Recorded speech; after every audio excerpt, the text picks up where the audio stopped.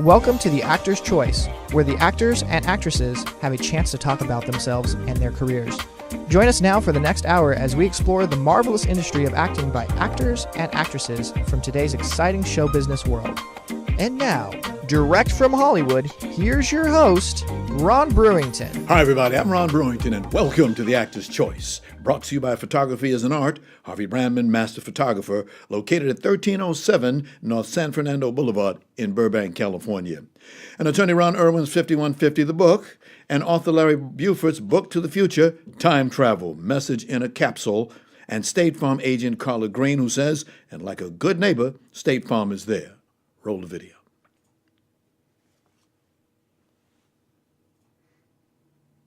And you can even pick a new spokesperson and sell that phone.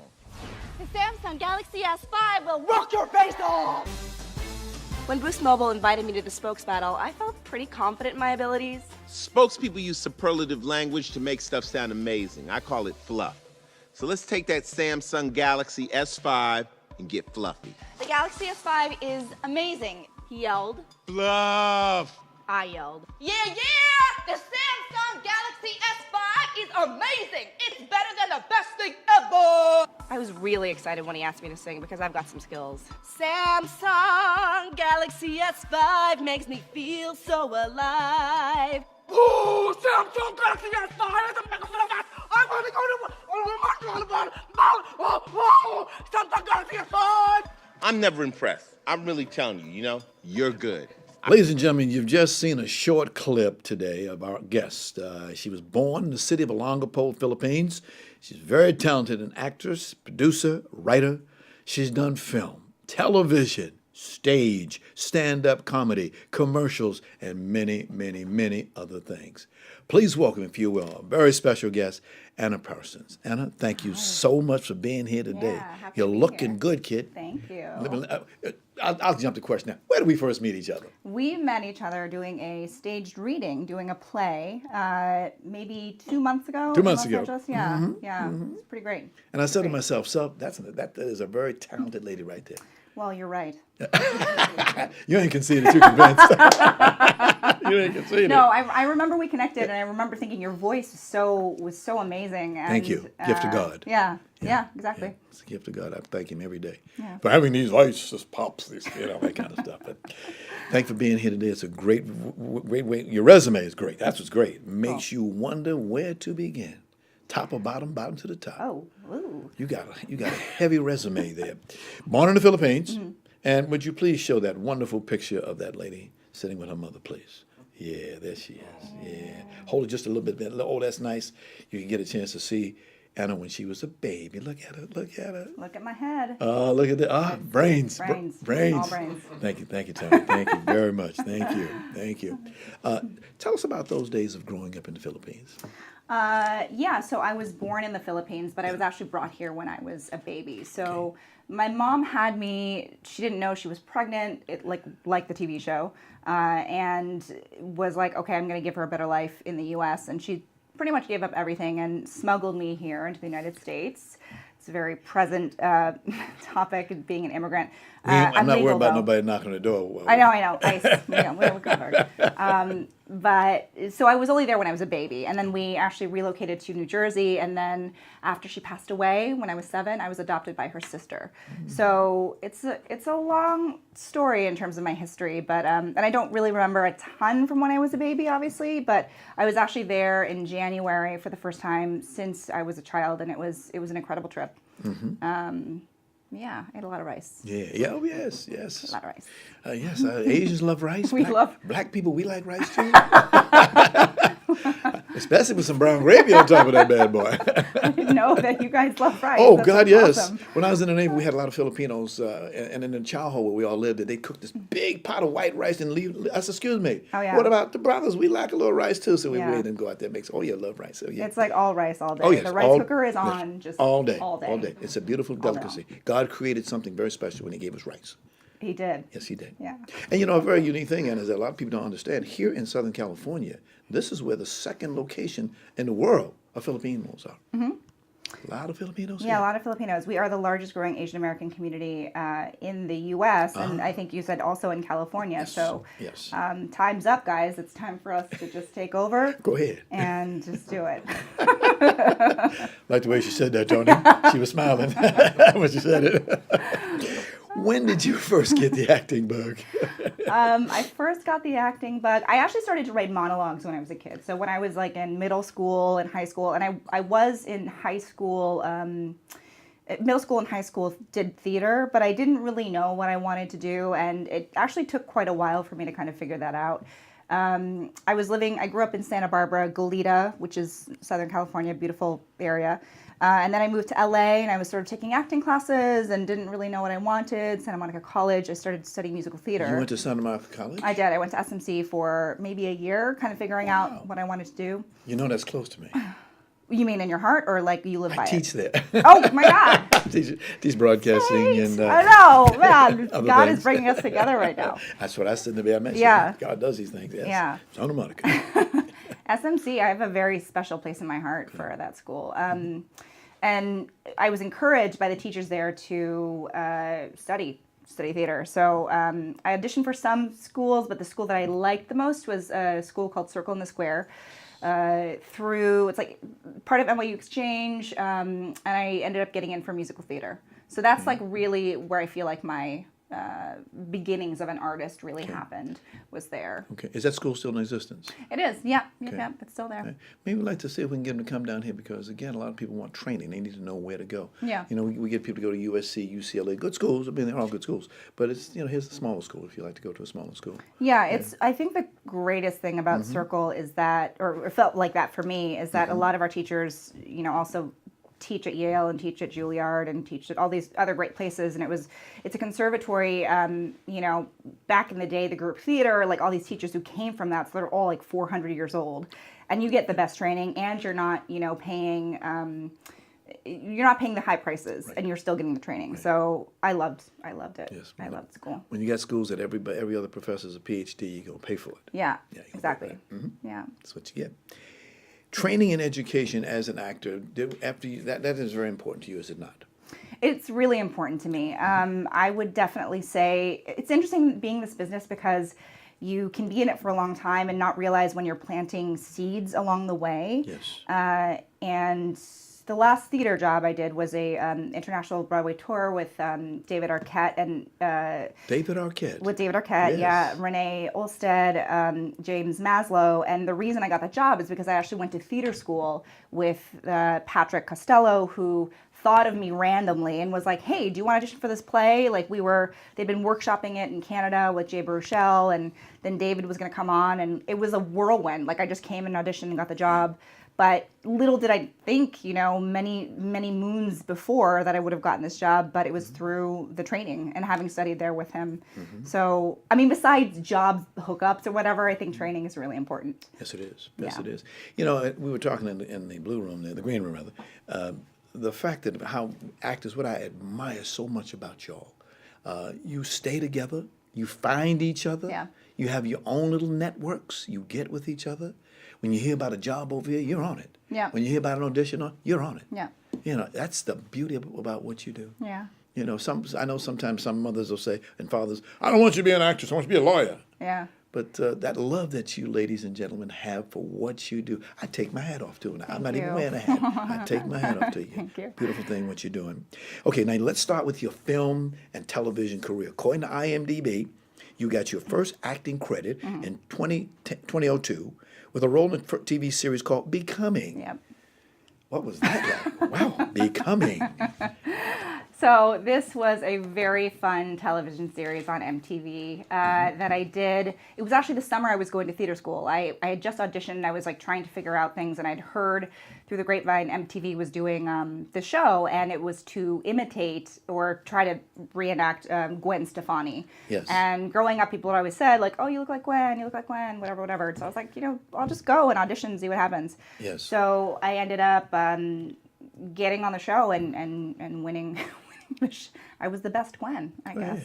But it was really fun. I got to have a little concert, and they bleached my hair blonde in one sitting, which was very painful. Now you're platinum?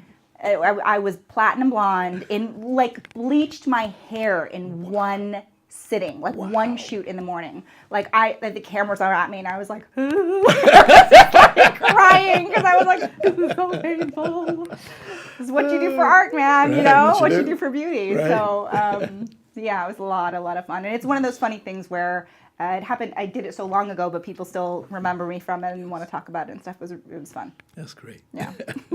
Like I say, you actors and actresses, a unique group, a very unique group. Yeah. Maybe that's why we got the idea to do a show like this. You don't see too many shows like this. Yeah. Where we sit down and talk about the actors, the actresses, the people in the business as a whole, Yeah. united. Of course, with this being award season, we're seeing a lot of the rewards for all the hard work that people put in there.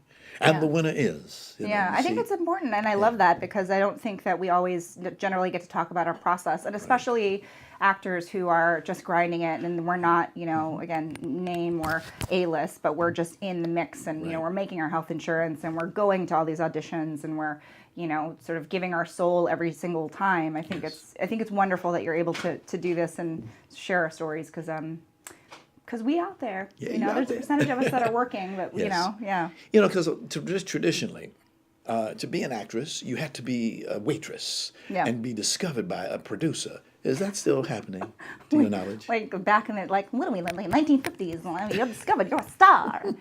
No, I mean, certainly I think that there are, with social media and all of that stuff happening now, people are getting discovered, obviously, through Instagram and through, the Twitters and the whatever, and people get jobs, through being social influencers. Right. But I definitely think you still have to have the talent behind it, and you still have to have the training behind it. I mean, listen, if I look like Giselle, probably going to be a lot easier to get a job. There are certain aesthetics that come with being in this business, obviously, that make it a lot easier for you.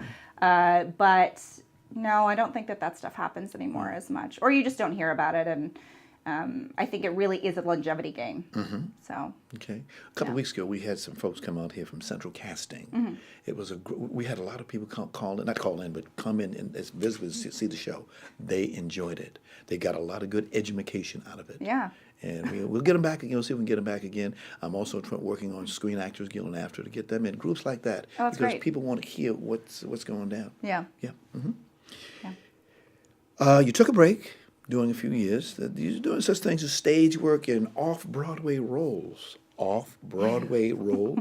I did a lot of my theater background. I'm such a theater nerd. I'm a bard nerd. I love Shakespeare. I love classical language. You love classical acting? Yeah. So I did the whole New York artist thing where it was I graduated theater school, and then I went to I'd wait tables till 4 a.m. and then get up at 5 to go to Actors Equity in the rain to do a monologue for 154th Street Theater Company that wasn't going to pay me anything, but it was I needed to do it.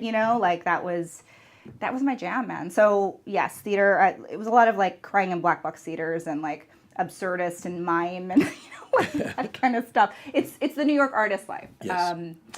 I definitely got to do that. And then in the interim, I was also I took a workshop at Labyrinth Theater Company, which is Phil Hoffman's theater company before he passed away. So I was working with those guys and just sort of doing random theater all throughout New York. Because when you pull your resume out, all you see is lines and lines and lines of positions you've had and people you've worked with. Names. You in a conversation, you'll drop a name, but it's not that you just drop a name because you know them, you work with them. Yeah. Yep. Yeah. That's good. I get around. Yep, you do. That's putting it mildly. You do get around. Okay.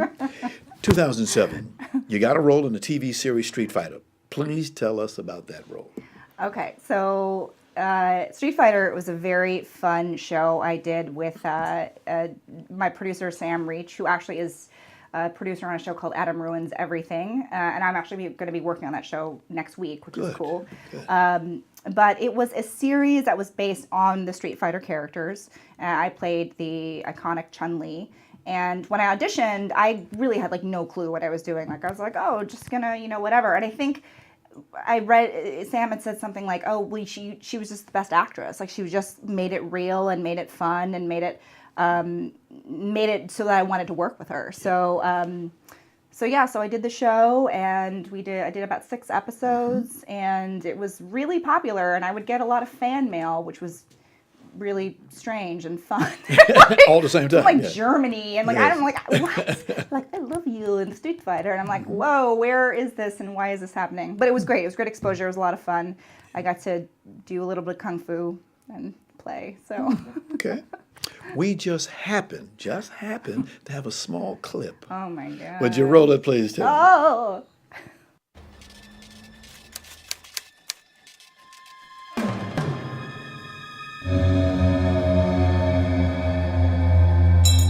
John Lee,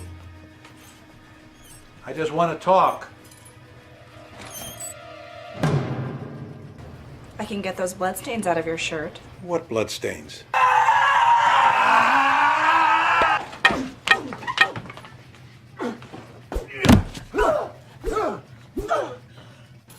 Waited 10 years for this. Yes. Wow. I can't. Never do my mess own with stunts. never mess with a woman with a plunger.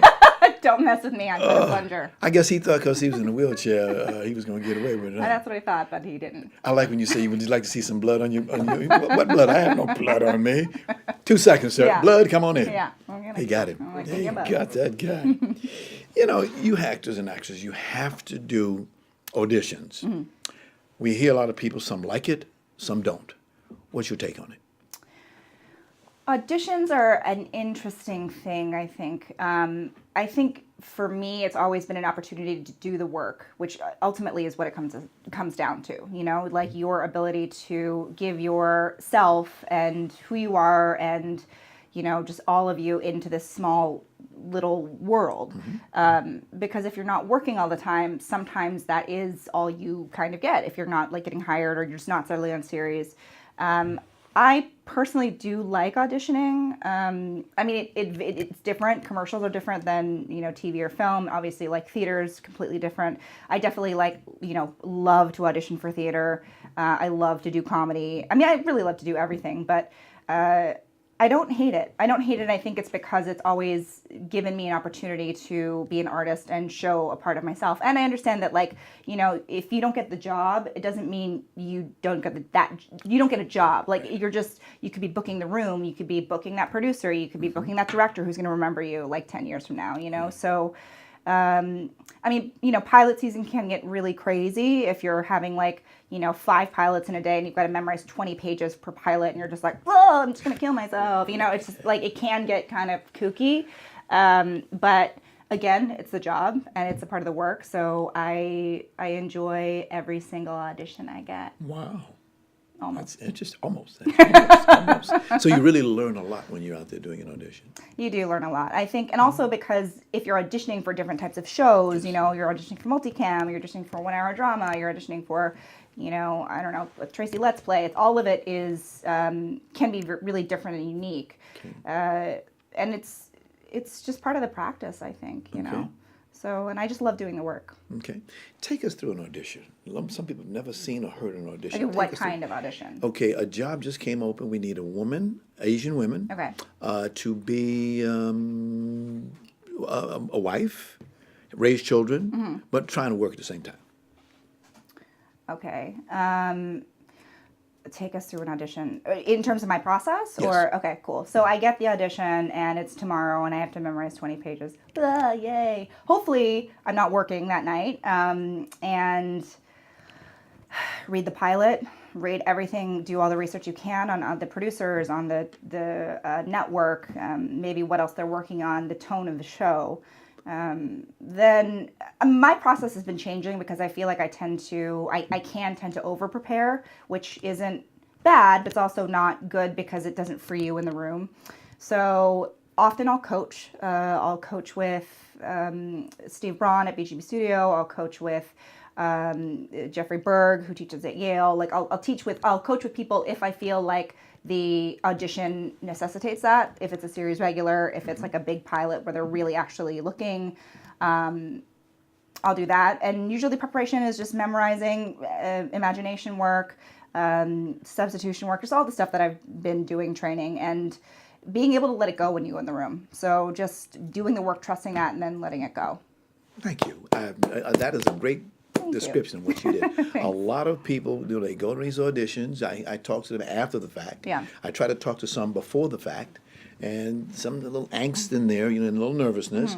But once they get in there, you have what is it? Is it like a table with people sitting behind a table? Yeah. And then, all right, next, they bring you in. Yeah. And Sometimes you're taping. Sometimes you're, doing producers where it's like a lot of people. Sometimes it's just like one person.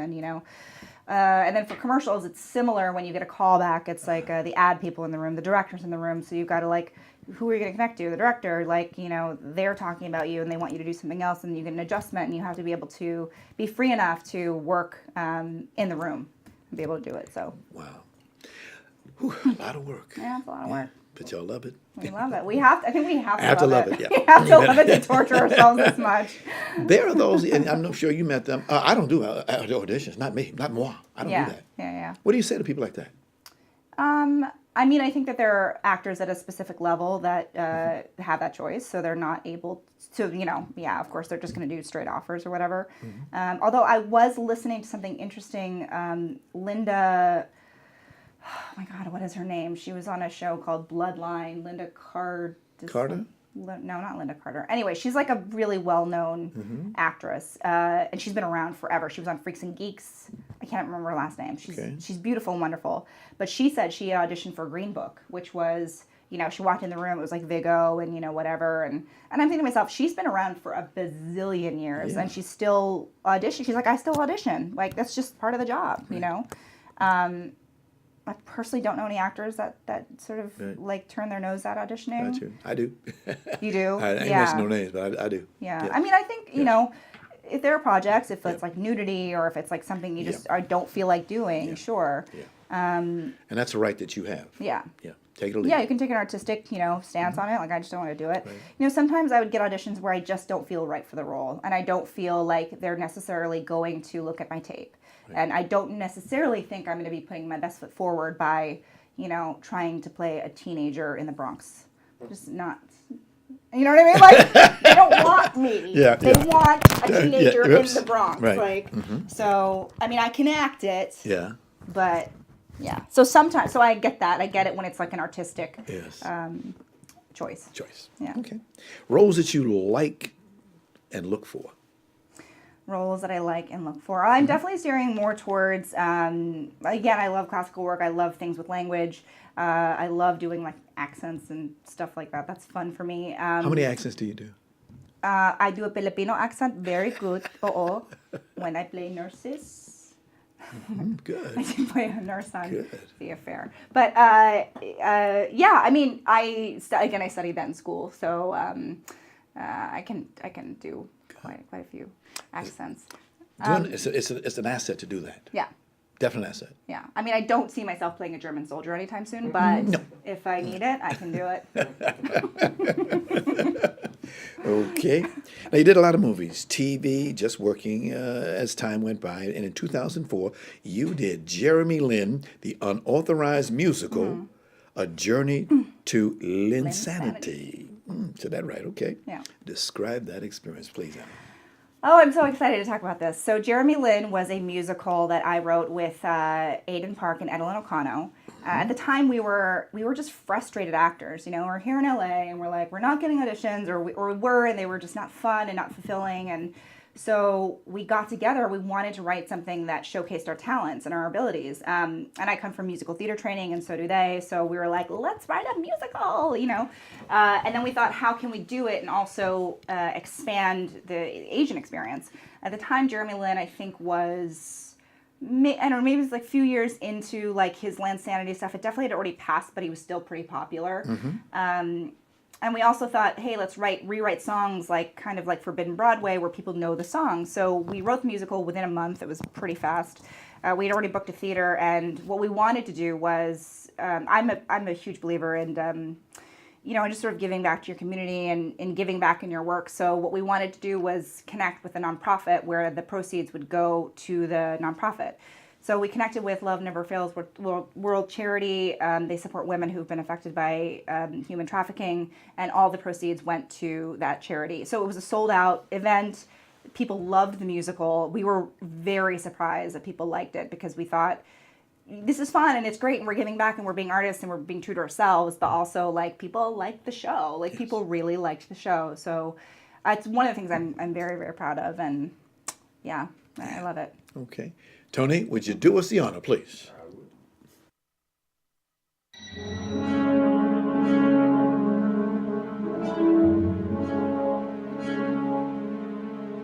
A tender tale of Jeremy Lin. His eyes are slanted, his body is thin. He wowed the public with b-ball skills. His journey to stardom gave us chills. He trod a path few Asians did. This Jeremy Lin, the Asian player from Harvard. One day you're going to be very famous Asian doctor. I want to be just like Michael Jordan. He came from a small NorCal town, a Christian man and good surrounds. And who would have known that he would be the sire of such insanity? Oh, Jeremy. Oh, Jeremy Lin, the Asian player from Harvard. Who is Michael Jordan? He's a black basketball player. No, no! Sing your balls of pride, Jeremy, and lead to the stars. This musical is not just for gay guys. Inconspicuous Jeremy was quick and fast and tall. He was flash of a smile under his word. Jeremy played like no one could. Jeremy dribbled and Jeremy drove, coming the hero of Asian trove. Jalen was smooth, Jalen was subtle, Jalen would blink and Kobe would scuttle. Jeremy smooth, Jeremy subtle, Jeremy knew and Paige scuttle. Jeremy smooth, Jeremy subtle, Jeremy knew and Paige scuttle. Jalen, Jalen, Jalen, Jalen.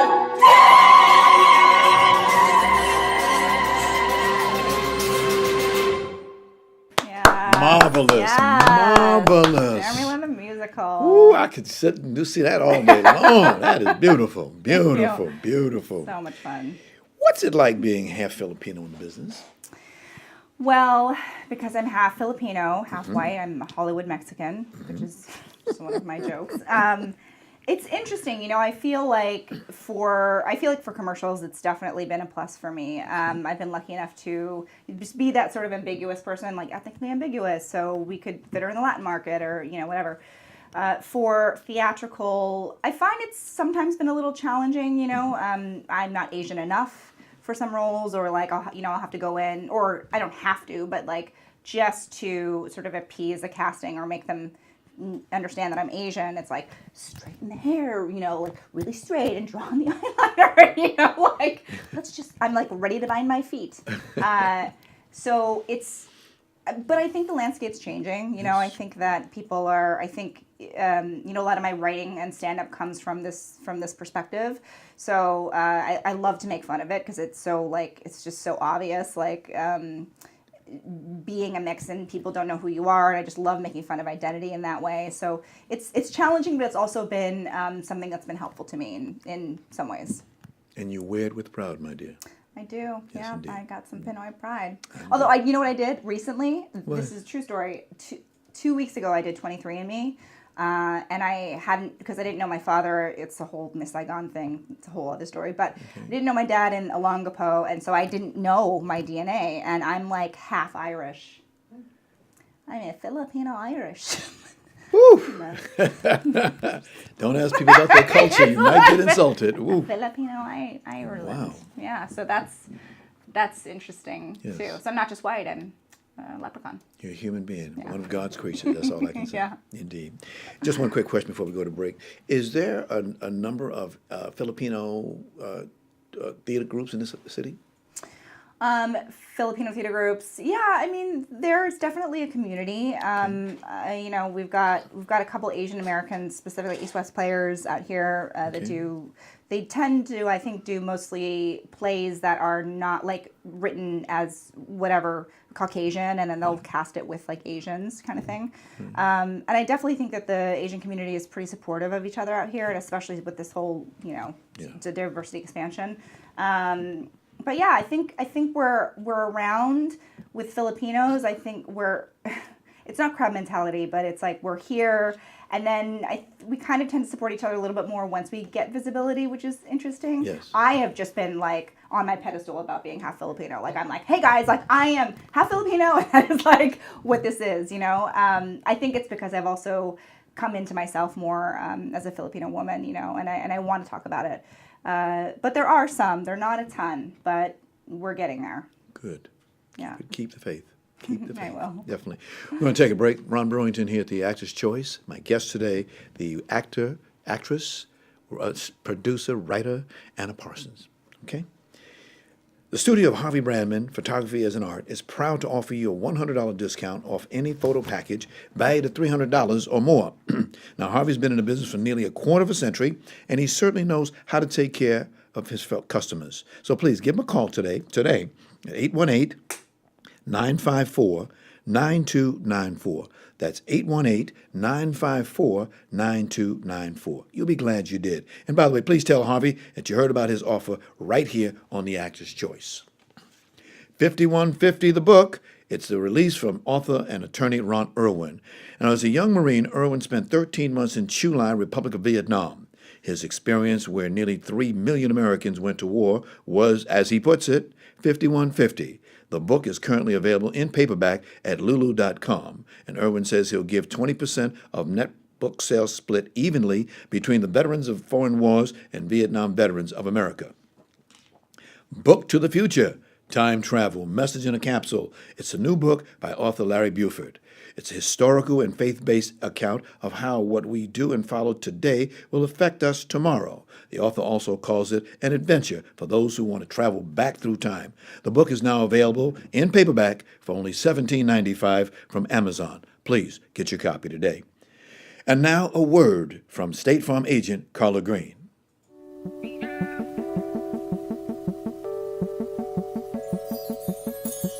Let me ask you something. What do you see when you look at your home and your car? Do you see a bundle? A combo deal? That's how other insurance companies see them. But a State Farm agent sees so much more. Because the State Farm agent sees your home and your car as more than just 4 walls and 4 wheels. They see the things you've worked really hard for.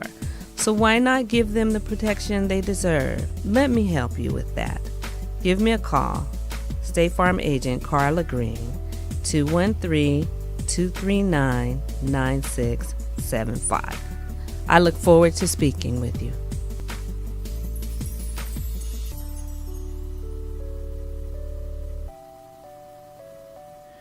Thanks, Carla. And like a good neighbor, State Farm is there. For more information, 213-239-9675. That's 213-239-9675. Hey, I got some good news for you Marvin Gaye fans. We just got the word that the legendary Motown singer will receive a U.S. postal stamp, and it will be unveiled, we got the date now, Tuesday, April 2nd. Now, as you know, that's his birthday. He would have been 80 years old this coming year.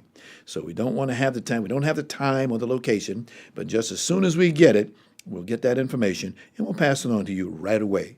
Marvin Gaye, Prince of Motown, will get a U.S. postage stamp. Yeah.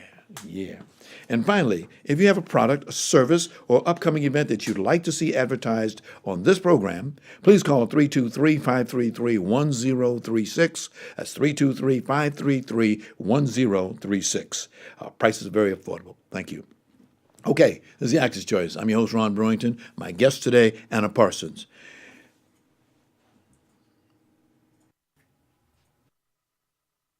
Here's an idea. Get rid of heavy bags. Get things off to a great start. Get new Miracle Grow, Expand, and Grow. Our best planting mix ever.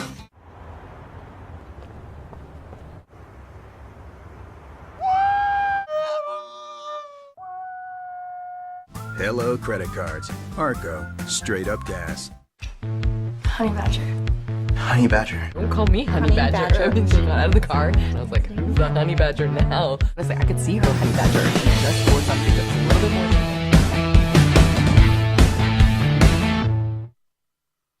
What makes a Hershey's bar pure? The pure joy of winning a s'mores barbecue with Rascal Flats. Pure Hershey's. Wow, Anna, you sure look good in those commercials. Go, Thank Anna. you. Go, Thank Anna. you. Go, Eat Anna. Hershey's, eat Hershey's, eat Hershey's. So many Oh, Hershey's. yes, you do well in commercials. How do you get into commercials? A lot of people say, okay, you're an actor, actress. How do you get a commercial? Well, I was lucky enough to actually sign with my incredible agency, Brady, Brennan and Rich, when I first moved to LA, and I got them because I had a referral. I was still in theater school in New York, and deciding whether or not I wanted to move to Los Angeles. And at the time, I started doing a little bit of print, started doing a little bit of commercials, and I was like, oh my gosh, like actors make money doing this, you know? I thought it was, I don't know, I wasn't exposed to that world, so. I got lucky in that I just had a great meeting with BBR, and my first agent there, Berndalo, was also Filipino, so we connected, and yeah, that was just it. So they liked me, and I was like, oh, I like doing commercials, you know, and it's just been a really good fit since I've been, well, just in my life, it's just a great fit. So, and there's so much fun. Oh, yeah. There's so much fun. You need commercials. Yeah. As we tell people, a commercial over Santa Monica College, we say a commercial is there to convince the consumer to buy a product. Yeah.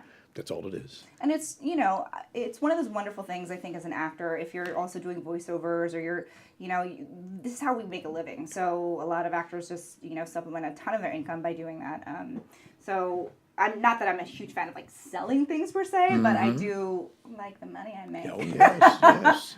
I like those dollars. Oh, yeah, them dollars. I like them dollars. You like dollars? I like them Tony, dollars. should I? Now's the time. Can I have your right hand, please? Yeah. Yeah, up this way, please. Yeah. Thank you. Here's $1. Oh! Hey, now, is this real? It's real, yes.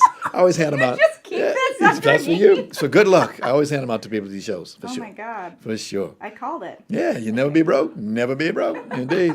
Yeah. Did you see, by the way, did you see the Super Bowl last night? I did. Did you see some of those commercials? I did. What'd you think? Yeah, like they were fun. Did you love them? Were you? Some were a little drawn out. Yeah. Some were. I've seen them before. They just modified an existing one because we always realize that's half the fun of the Super Bowl. Right. It's the ads. Right. Yes. Yeah. You know. Yeah. Oh, I want to see some brand new about a product. Just be very creative. I thought they would be a little bit more creative. A little bit safe. Yeah. I mean, I think with the whole Maroon 5 thing, and like they were just kind of like, let's just keep it not so. Yeah. It's an interesting time. Yeah. I think so. Sorry the Rams lost. Oh, boy, sorry about that. But we're in LA right now, Ron. I know. I don't want anybody kicking me in the wrong place. And Gladys Knight did an excellent job in the beginning of the show, singing, and the way they have it is, you know, that's a big stadium that has a roof on it. Yeah. So they actually opened up the roof, and the timing was right on when she finished that last word. Here come jets flying right overhead. Oh my gosh! The timing was beautiful. I know. Beautiful. Gladys. If you listen to this one, Gladys Knight, you did a great job, lady. Thank you. You did a great job. Great job. Loved it. Okay. And earlier you spoke about training for yourself. What's it like being an immigrant and an actor? Well, it's something that I just started over the past couple years really talking about, and especially really talking about in my comedy. I think it's one of those things where, or I know it's one of those things for me where I feel like culturally I've come into myself more as a Filipino, half Filipino, and an immigrant. So, you know, since, 2 years ago and Trump getting elected, which was, not against that, but I was already starting to get involved with the immigrant community, going out to Adelanto Detention Center to visit them in detention and just get involved with women's groups. And so for me, it's not just, human rights or whatever. For me, it's a very personal thing. And it's something I feel like as I've gotten older, I really love to talk about. I really love to talk about my pride of, that my mom like smuggled me here into the United States. Like when I think I can't do something, I'm like, yo, mom, you know what I mean? But this happens all the time, Right. It's like how these families who just want freedom and they want to, live the American dream or, whatever. So for me, it's a great thing. It's also a lot of self-induced pressure. Yes. Yes. No pressure. You just got smuggled here. Yeah. Yeah. Yeah. It's a little bit of pressure. A little bit of pressure. Yeah. And again, I think like for me, the Filipino community and how I want to represent that and how I want to talk about that is something that's important. So, yeah, I feel very right now being an immigrant. Yes. Every race has a history. Yeah. And if you look back at the Filipino history, particularly in World War II, they did so much to help the United States win.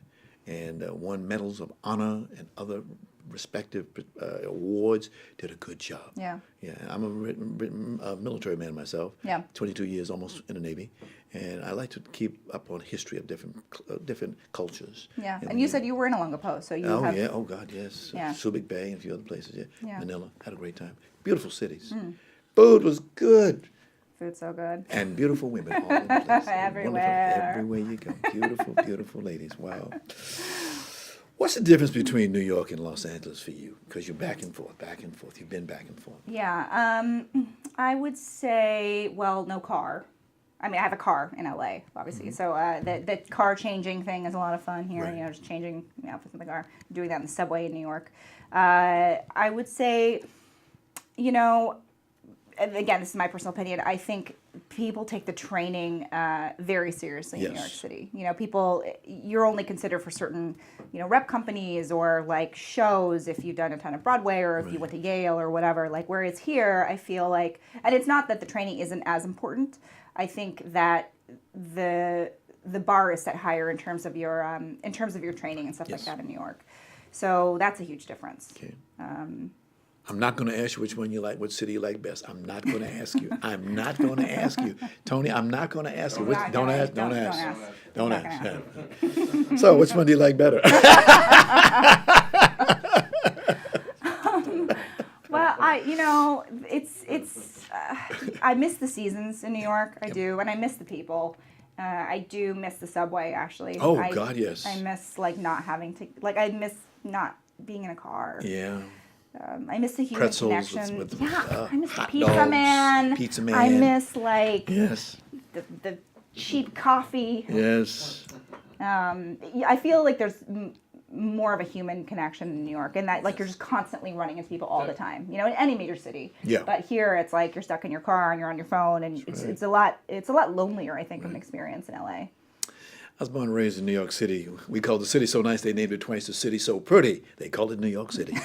I was born and raised in New York. In Harlem. Oh my God, in Manhattan? No, uptown Manhattan. Oh wow. Harlem, sexy they call Harlem. Oh my gosh. Yeah, in black Harlem's section. not cheap anymore. No, it ain't. No. I have a daughter just went to school here last year, over to Columbia University, now in Yale Law School. Yeah. And believe me, I was stunned when I walked around. I said, "This is New York. This is Harlem now. This is Harlem? Gentrification. What's going on here?" Yeah. It's interesting. It's interesting. Yeah, it's interesting. Okay. To your knowledge, what's the state of Asian actors and actresses in Hollywood? What's the state? In other words, what are they doing? Are you getting good jobs? Because my next question deals with that movie that came out last year with the all Asian. Yes. I mean, with Sandra Oh obviously winning, you know, this year, which is so wonderful. I cried so hard. Like, I was like, it felt like I won. You know what I mean? Because it's a win for the community. Yes, you know, it's a huge win for Asian Americans. And the fact that she's been at it for so long, you know, and she came from theater and she's just been doing it, just keeping going, you know, like, I think the doors are opening. I think I definitely see more in terms of breakdowns and what they're trying to put out there, more ethnic specific. Definitely a lot more diversification, which is really, really cool. But I think I don't know. I personally think it's going to be a slow turn. I don't think we're just going to, you know, immediately, you know, change the TV like it is in, you know, London or the UK where it's like everyone's brown. It's just going to be a slow thing, you know. I mean, we still have, I don't know, Scarlett Johansson playing an Asian, you know? It's just like, I don't even...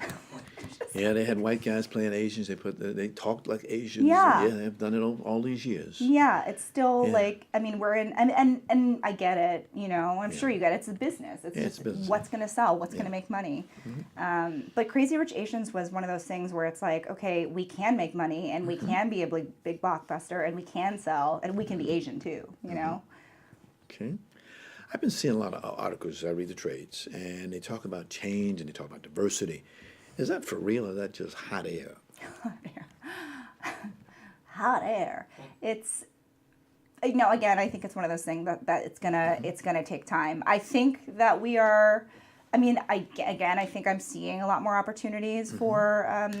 I think the last few times I've like read the breakdowns or whatever, it's like specifically a Filipino character. The first time I ever read that was reading for a role on Aziz Ansari's Master of None, second season. Yes. It was the first time in my life I had ever seen a breakdown for specifically Filipino girl at bar, Right. hooks up with him or whatever. Instead But of somebody I planning was it, like, I dropped the page. I was like, oh my God, Aziz wrote a role for a Filipino. Like, what? It's been the first time. So I think I don't think it's hot air, but I do think it's small chipping away. And that's one of the reasons I write. It's one of the reasons I do comedy. Yes. One of the reasons I wrote my pilot. It's because I am excited about this expansion and I want to be a part of it. I want to be a part of the change. Yes. You know any Asian directors, Filipino directors? Filipino directors. I mean, when I was in the Philippines last year, I was on a set called By Bust. The director, it was a friend of mine who stunt coordinated this guy, Sunny Saizon, and the director, Eric Madi, was directing it. It was a Filipino movie. Yes. So I guess that's the closest I can say. It's an Ann Curtis film. Just asking. Yeah. I want to know. Yeah, it's a pretty small world. Let's get back to you, because I noticed when I was reading your bio that you are a very passionate advocate for women, immigration, and human rights. Please tell us about that. Yeah, so again, since over the last couple years, a lot of things have changed in the country. Things are changing, guys. Started a couple years ago. Anybody notice? Yeah, so again, as I've come into my, remembering I'm an immigrant and who I am, I've just been passionate about it. And luckily, I've been continuously training at a studio called BGB Studio with Steve Braun and Risa Berman Garcia. And they support actors who who give time to community, who give time to give back, who give time to these kinds of things, like Journey Out, women who have been affected by trafficking, all these things. They're very, very supportive of sort of progressive way of life being an actor. So that's actually kind of how I started. I started writing about being an immigrant maybe a couple of years ago, and then I started to really volunteer and do things like that because it's something that was always inside me. I just didn't know how to, and luckily BGB was able to steer me towards being just that better human being and a better person. Yes. Because again, I feel like I can do so much as an actor, but if I'm not actually out there and volunteering and giving my time and connecting, my hamburger commercial isn't gonna change someone's life necessarily. So yeah, I'm passionate about it. All right, because I understand you spent a little time volunteering with numerous organizations here in LA. Yeah, I do. Again, through BGB, we work with St. Francis, and we feed the homeless, a few times a month. Journey Out, women who've been affected by trafficking. We partner with a bunch of different organizations. So we all get together as a community and try to give back. Right.